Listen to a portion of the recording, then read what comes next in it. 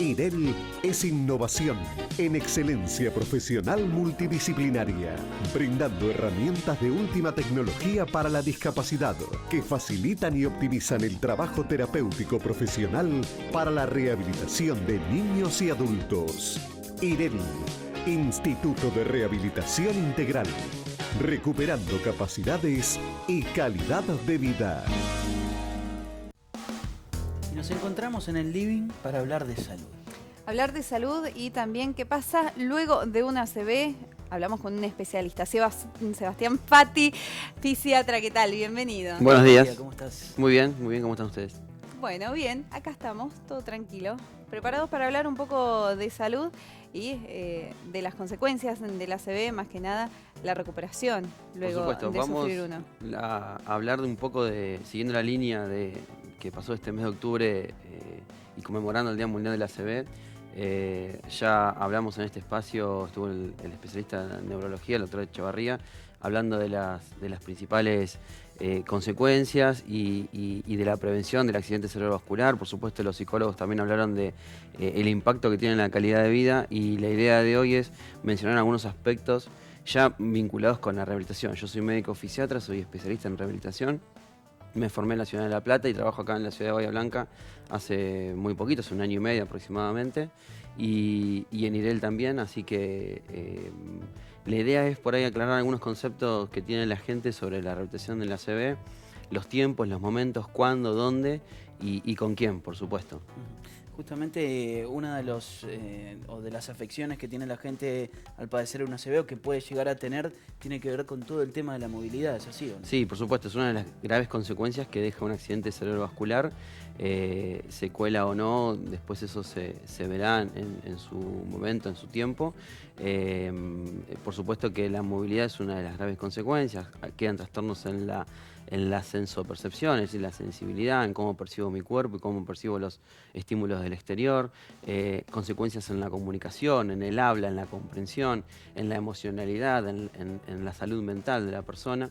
Y abordamos al paciente en rehabilitación en todos sus momentos, por supuesto desde la prevención, antes de que aparezca el evento, pero desde que aparece el evento, el inicio de la rehabilitación debe ser absolutamente precoz. Decimos que las primeras horas y los primeros días son esenciales en esa estabilización de esa consecuencia neurológica que tenemos por el daño cerebral, y a partir de ahí empezamos con la rehabilitación.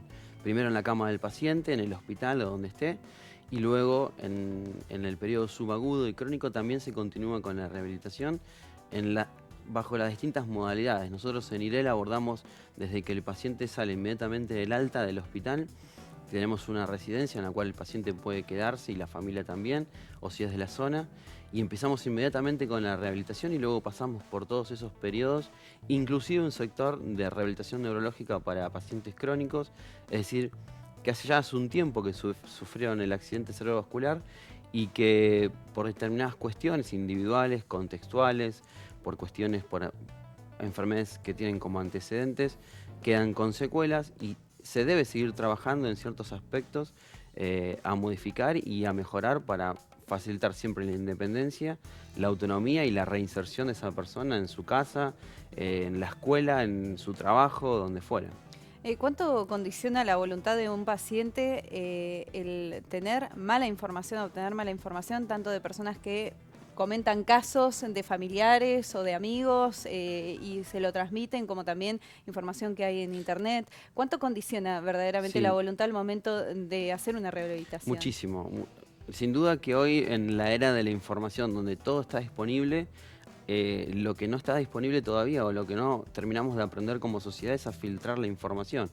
Entonces, el boca en boca o lo que puedo leer en internet termina siendo a veces perjudicial o jugando en contra, y tener conceptos que a veces no son muy claros, ¿sí? Es importantísimo que la gente sepa que cada caso que nosotros tomamos se individualiza, se trazan objetivos sobre esa persona, no sobre ese paciente, sino como persona, como ser individual, y el abordaje es súper individualizado. Entonces, los objetivos que nos trazamos, en los tiempos que nos trazamos, se involucran solamente con esa persona, no con otra o se puede llegar a comparar con otra que haya tenido un caso similar, porque a iguales síntomas los casos son absolutamente distintos. Hablaste en varias oportunidades del tema de los tiempos Sí. tiempos de la rehabilitación. Hay gente que está muy ansiosa, que quiere recuperarse enseguida. ¿Cómo es el tema? Eso es importantísimo. El tema de los tiempos es fundamental. Los tiempos no son iguales para todos. Y más allá de la ansiedad, como decíamos, la persona tiene que poner muchísimo de sí mismo, ¿no? Muchísimo de proactividad en su recuperación. Los tiempos se manejan de manera individual. Los libros dicen o trazan periodos, ¿sí? Primer semana, hasta el tercer mes, hasta el sexto mes y luego del año. En realidad eso va de la mano de la recuperación neurológica, de nuestra forma de cicatrizar, entre comillas, el tejido neurológico, y luego esa recuperación va a ir de la mano de muchos factores individuales y contextuales que no tienen que ver con los tiempos. A veces hay que esperar, a veces no, y muchas veces hay que actuar rápidamente para aprovechar esa ventana terapéutica que tenemos, para entrar por ese espacio y poder ganar ciertas cuestiones que queremos mejorar para facilitar la autonomía. En realidad, el tema de los tiempos lo va a dar el propio paciente. Y va a llegar un momento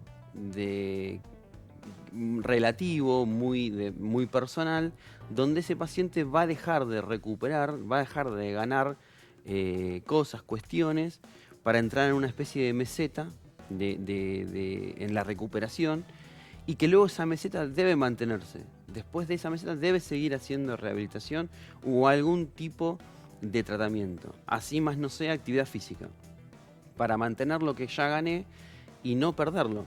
El 95% de la recuperación se sucede en los primeros 3 meses. El 95% de lo que yo iba a recuperar, lo recuperé en los primeros 3 meses. Ese porcentaje restante se hace más o menos casi plano o chato en esa meseta hasta el año, y luego puedo empezar a perder lo que ya gané. Entonces por eso debo seguir trabajando, y es ahí donde entramos en otra etapa de la rehabilitación, en otros objetivos y en otros tiempos, para trabajar otras cuestiones ya seculares, cuestiones de facilitar ciertas cosas, o cuestiones que ya involucran a ayudas técnicas. Bueno, ¿qué voy a usar? ¿Un bastón, un andador, una ortesis? ¿Qué voy a usar para moverme, para vincularme, para facilitar mi marcha, para volver a trabajar o volver a estudiar? Ahora, todo aquello que se aplica en una rehabilitación, vos mencionabas, cada caso es individual, pero esta rehabilitación incluso se podría tomar en cuenta algunos consejos, algunos procedimientos para justamente prevenir el ACV. ¿Los podemos llegar a tomar nosotros en cuanto a algún tipo de ejercicio físico, como también a nivel neurológico? Por supuesto, la prevención es importantísima. Hacer actividad física controlada y siempre consultando a un especialista es importantísimo en la prevención. Eso es clave a la hora de hablar de accidentes cerebrovascular. Y a la ¿Cómo hora ejercitamos el cerebro, por ejemplo? Bueno, eso es una muy buena pregunta. La actividad física en general, la que nos guste, siempre es buena. Y por supuesto manteniéndonos activos de la forma que más nos guste. Así sea con el cuerpo y con la mente, ¿sí? Aunque sea caminando media hora por día, todos los días, leyendo. También Siempre... la coordinación, ¿no es cierto? En las actividades físicas, lo que es la coordinación. Claro, seguro, porque en realidad lo que tenemos que lograr es siempre desafiar a nuestro cerebro, a nuestra mente. Con algún desafío nuevo, uno puede decir, bueno, tengo 60 años, 70 años, ya estudié, ya trabajé, de joven me gustaba hacer deporte. En realidad, el cerebro va adquiriendo cierto acostumbramiento a las actividades cotidianas, y nosotros tenemos que seguir siempre desafiándolo, siempre poniéndonos nuevas metas y nuevos desafíos, ya sea con el cuerpo o con la mente, ¿sí? De manera controlada, por supuesto, la actividad física, y de manera mental aprendiendo cosas nuevas, yendo a un taller de arte o de cocina, o lo que nos guste, aprendiendo a cantar, lo que fuera. Siempre hay que mantenerse activo, por más edad que uno tenga. Ese es el consejo principal. Sí, siempre es mantenerse en movimiento, con la cabeza y con el cuerpo. Después nosotros, bueno, en lo que nos compete a nosotros, que es la parte de rehabilitación y la parte de discapacidad, bueno, valoraremos qué tipo de secuela o qué tipo de consecuencias ha sufrido el paciente en esa persona, establecemos objetivos con esa persona y con su familia, y después los plazos los vamos a ir llevando a medida que el paciente nos deje. El paciente como individuo y su cuerpo, por supuesto, la consecuencia neurológica que haya sufrido, cómo haya cicatrizado eso y cómo haya después devenido en alguna secuela o en alguna consecuencia. Bueno, y Sebastián, para remarcar entonces también el contacto de los pacientes con los profesionales. Sí, siempre, por supuesto. En IREL lo que tenemos es que es una institución muy grande, donde actuamos muchos profesionales de una manera interdisciplinaria y tenemos siempre la puerta abierta. Entonces la gente puede ir, aparte atendemos todas las edades, entonces nosotros tenemos pacientes, desde pacientes embarazadas, niños de muy corta edad, adultos jóvenes, ancianos, es decir, como la misma rehabilitación, el proceso de rehabilitación involucra todas esas etapas. Entonces, al tener algo tan completo, tan holístico, podemos asesorar a las personas en lo que necesiten. Muy bien, muchísimas gracias. No, Gracias. gracias a ustedes.